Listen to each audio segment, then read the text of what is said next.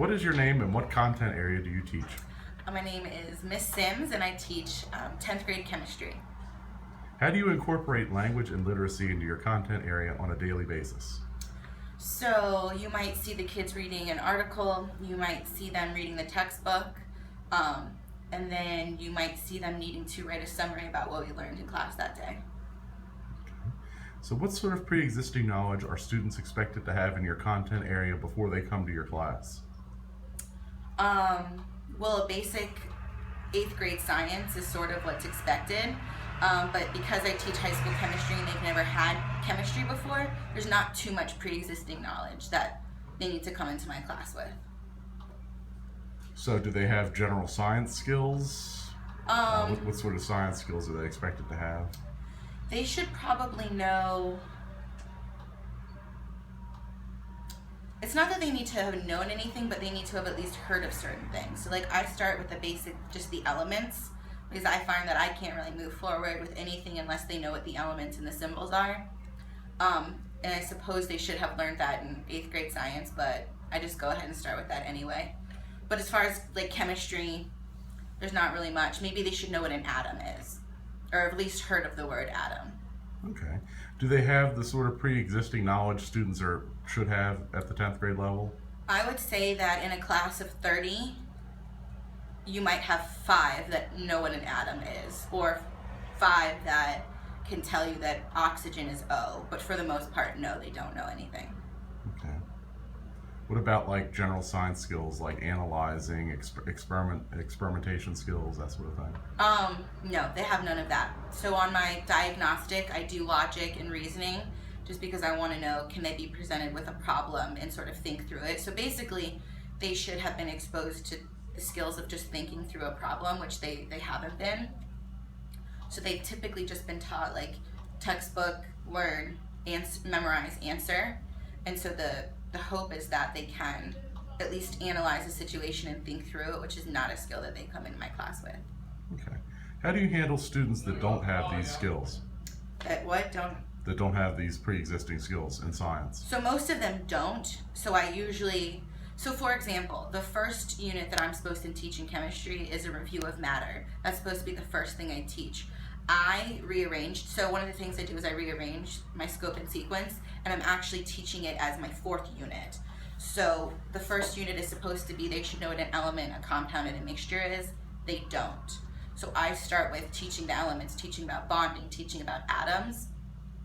So the way I handle it is I go ahead and rearrange it because they don't come in with knowing how to do this unit. So I rearrange it. And I basically teach it as if they were never taught it. So I basically, like this unit is definitely an 8th grade science level unit for sure, not 10th grade. Okay, so you sort of start from scratch. I do. I had to go back to scratch because they don't know what a molecule is and they don't know what an atom or element is.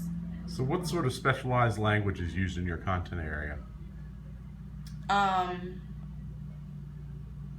don't even know if this is the answer, but like very scientific language. So when you're writing and reading things that have to do with science, you're not going to see any sort of colorful language. You're not going to see any metaphors. You're not going to see any of that you see in English classes. You need to be very precise. You need to say, all right, this is what I observed.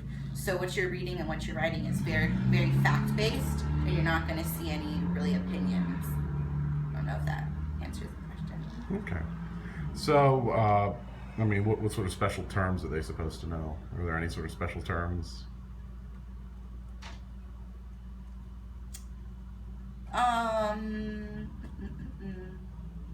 The one term that I feel like they should know, but they never do, is like what a bond is.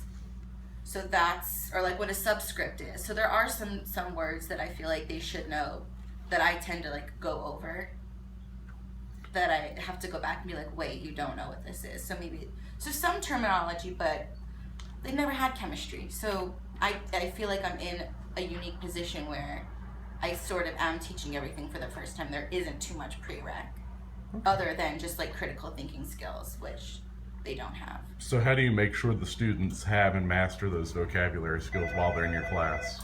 Okay, so with chemistry, it's difficult because I try to not make it memorizing. So I don't want them to memorize the word bond. I don't want them to memorize the word subscript. I don't want them to memorize any of the vocabulary. So it's understanding the content. So they shouldn't be memorizing anything in my class. It shouldn't be like, wait, I can't remember what that word means. It should be, wait, I don't understand what that means. So if they're not understanding what I'm teaching, then they're not going to know what the vocab is. So it's not so much vocab and memorizing, it's more so let's learn this concept, and then if you understand the concept, you should be able to explain what this term means. Okay.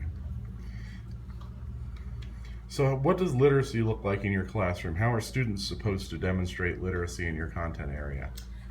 So as far as content goes, when they are learning chemistry content, there isn't too much literacy. It's more taking notes, doing labs. But where you would see literacy play a role in my classroom is if they're either reading the textbook just to get an introduction to the material, which I don't do often, because I don't like to give textbook work because I find that they struggle with reading. And then another area that you would see literacy is with a lab that they would be reading. And labs are challenging. Not labs, I'm sorry. It's like scientific articles or research reports. But those are tricky anyway, so they're supposed to not know a lot of what it says. Okay. So what do you expect of your students in terms of writing? So going back to like memorizing versus understanding. So when I see a summary, I don't want to see any of the phrasing that I've used in my notes. I want to see that they can rephrase it in a way that makes sense to them. So I shouldn't be seeing anything copied verbatim. It needs to be, how are you understanding this concept? And then if they can write it in their own words, then that means they've understood it. Is there a lot of writing in your class? Do they have to write lab reports, anything like that? Or they do have to write lab reports. So we just did a lab on Friday, or I guess last Thursday, and it was pretty writing heavy. There was like a 2-paragraph conclusion that they had to do. Lab reports are writing heavy, but you're not going to see any like colorful language or any fluff. It's going to be very straight to the point. And then a daily summary. And we're doing an activity right now where oftentimes when they're introduced to a new idea, I'll have them do an inquiry activity before I teach it. And so I'll want to know what it is they understood. So it will ask them, based on this activity, come up with your own definition. So oftentimes they'll be writing their own definitions based on their understanding without even being given the definition. Okay.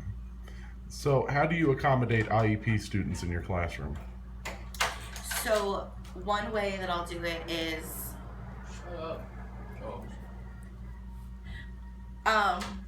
extended time is a huge one that I'll easily do. I'm trying to think. I've rewritten tests before in multiple choice form, so I'll always ask the students, do you guys want to take this version of the test or multiple choice version? Typically they'll pick the regular version just because if they don't know it, they're not going to get a multiple choice question right either, so they're going to want to do the one that I've sort of been prepping the class for. But I'll always ask them if they wanted to take a true false multiple choice. I find that that isn't a choice that they're often making. As far as notes go, any student who has an IEP in my classroom knows that they can get the printed notes. However, they do need to be writing them in the class with us, and then if they didn't get them all, I'll print them for them. So that's an accommodation that I make. But again, I'm finding that a lot of students don't need that because I give them time and it's not really a super note heavy class. It's a lot of practice problems. I feel like this is the accommodation I make for anyone that's struggling, but I'll often pair them with someone who's being successful in my class. But I find that it's often my IEP students who I need to assign like a tutor for. Okay. So how would you accommodate an English language learning student in your classroom? I think I would have to be, so if we're learning a concept, so like right now we're learning density, and if they couldn't know what I was saying, I would have to show them and have to be doing, so that's the good thing about chemistry, as long as I have the resources, you can physically show a lot of it. Mind you, not the atom and the bonding stuff, but once you get zoomed out, so there are plenty of units like the acid-base unit, gas laws, biochemistry. There's a lot of stuff that you can visually show them. So I would need to create a more hands-on learning environment for that person and say like, here, let's get the mass, let's get the volume, and physically do it, and then show them that this object is more dense than something else. Through demonstrations is probably how I would approach it. Okay. So what do you believe is the most effective way to support a struggling student in understanding your content? Okay, so what I'll do if I have a struggling student, which is very typical, is I would probably want to see them after school, because for me, I try to figure out how are they learning this material. So I'd say, all right, what are you getting? What aren't you getting? And then one resource that I often provide for my students is, okay, if you're not getting it, it's probably the way that I'm phrasing it. And so what I'll do is we'll pull up YouTube and we'll type in the topic and see if we can find a video that they'll understand better. And that tends to be pretty successful, because they're just not getting the way that I'm phrasing it, or they're needing a visual too. So we'll watch the video together and see how the words that he's using or she is similar to what I'm saying, but you can see it at the same time, and then we'll talk about the video after. So one way is to just give them another way to learn the material. Okay. And what do you believe is the most effective way to support a struggling student in improving their skills with the English language? Helping them learn the English language through chemistry. Mm-hmm. So I think I would be showing them, all right, here's the concept of density, and then giving them the definition, probably. Because they would need both aspects, probably. I've not had that before, so I don't quite know. Okay. And lastly, what does the Common Core expect you to do with literacy in your subject area? I honestly don't even really know. I suppose, I know we're supposed to be doing routine writing, but I don't do much with Common Core, because science has next generation science standards, so we use something different. Okay. All right. Thank you so much. Thank you.